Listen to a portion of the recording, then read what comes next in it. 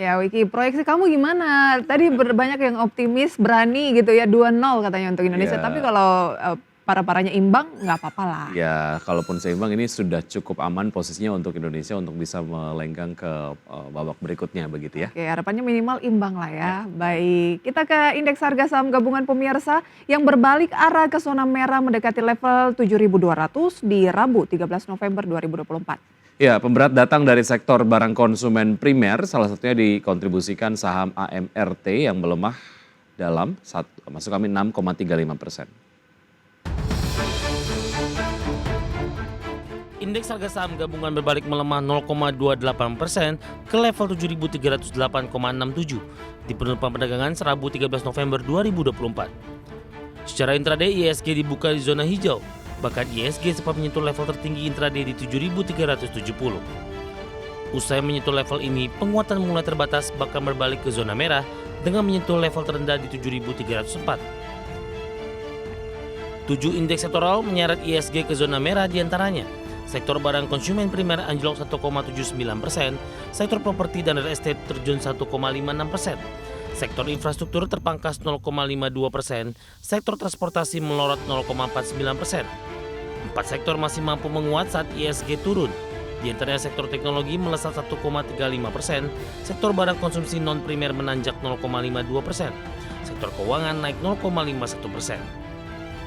Sementara dari sisi saham, emiten minimarket PT Sumber Alvaria Trijaya Tbk atau AMRT ditutup melemah 6,35% di level Rp2.950 per saham dan berkontribusi 8, indeks poin pemberat IHSG.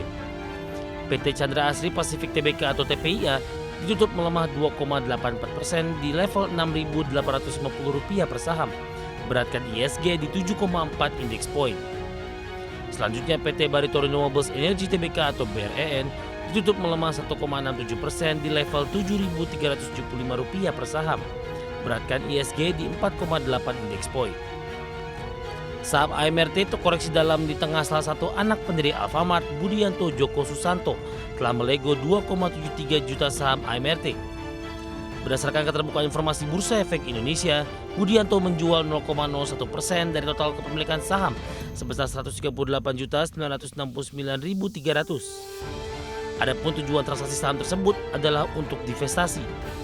Total jumlah saham setelah bertransaksi mencapai Rp136.239.300. Diperkirakan dari penjualan tersebut, Budianto memperoleh Rp9,02 miliar di luar pajak dan komisi broker.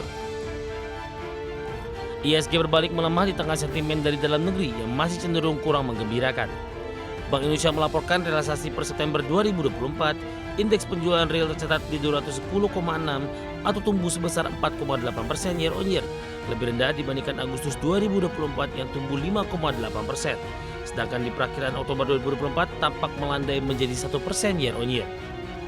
Penjualan retail yang lemah bisa menjadi sinyal bahwa konsumen semakin berhati-hati dalam pengeluaran yang berpotensi memperlambat konsumsi domestik, komponen utama yang menopang produk domestik bruto Indonesia. Dari berbagai sumber untuk Adex Channel.